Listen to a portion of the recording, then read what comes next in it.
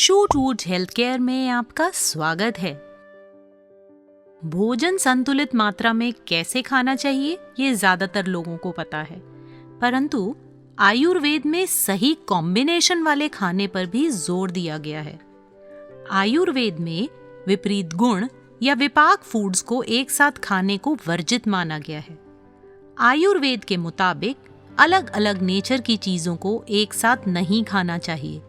बहुत ठंडा या गर्म, मीठा या नमकीन, हल्काक और भारी भोजन एक साथ नहीं लेना चाहिए। इन नियमों को ना मानने की वजह से कई हेल्थ प्रॉब्लम्स पैदा हो सकती हैं।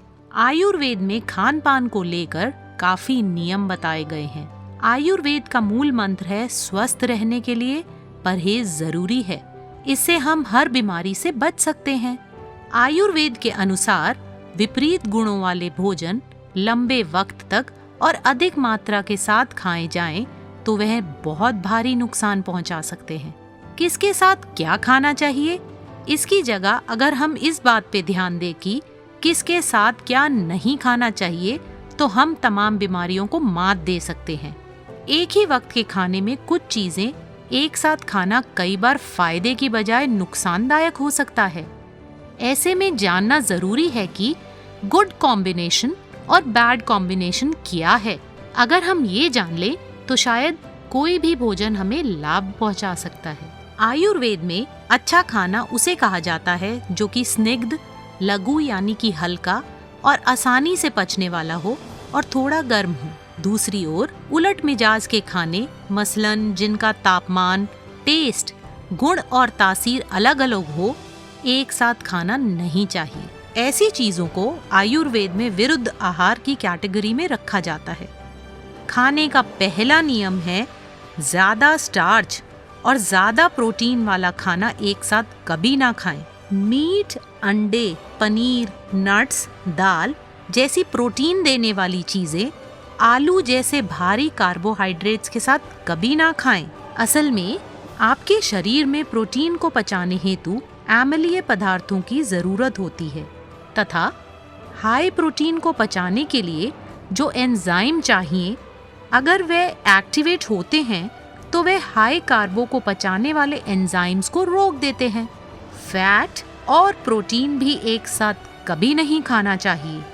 घी, मक्खन, तेल आदि फैट्स को पनीर, अंडा, मीट जैसी भारी प्रोटीन्स के साथ ज्यादा नहीं खाना चाहिए, क्योंकि दो तरह के खाने अगर एक साथ खाए जाएं तो एक दूसरे की पाचन क्रियाओं में दखल देते हैं। इससे पेट में दर्द या पाचन में गड़बड़ी हो सकती है। हम में से बहुत लोगों को खाने के बाद मीठा खाने की आदत होती है, जो कि बिल्कुल गलत है।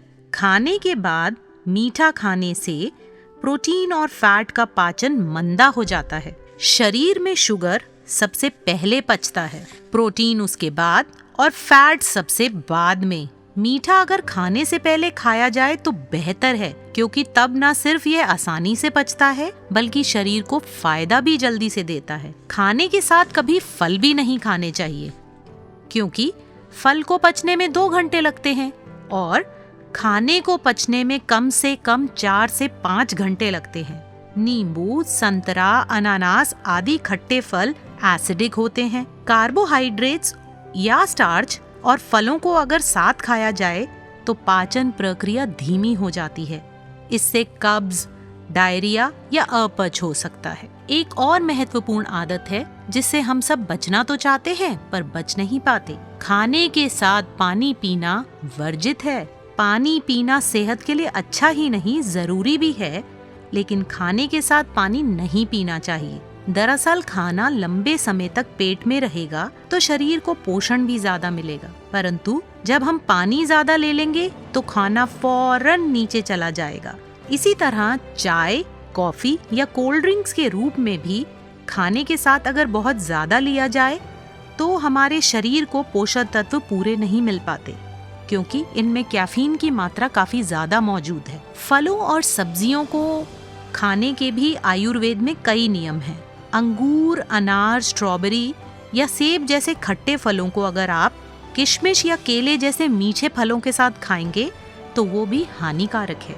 मीठे और खट्टे फल अगर आप एक साथ खाते हैं तो आपको सिर दर्द, उबकाई तथा गैस आदि समस्याओं का सामना करना पड़ सकता है। अमरूद को कभी भी केले में मिक्स करके ना खाएं। संतरा और केला एक साथ नहीं खाना चाहिए क्योंकि खट्टे फल मीठे फलों से निकलने वाली शुगर में रुकावट पैदा करते हैं। तरबूज और खरबूजा अन्य फलों के साथ ना खाएं क्योंकि इनमें पानी की मात्रा अन्य फलों की अपेक्षा ज्यादा होती है। ये जल्दी पचते हैं और बाकी फल देर से। फल और सब्जी साथ कभी ना खाएं। फल के पचने की क्षमता सब्जियों की पचने की क्षमता से ज़्यादा तेज होती है।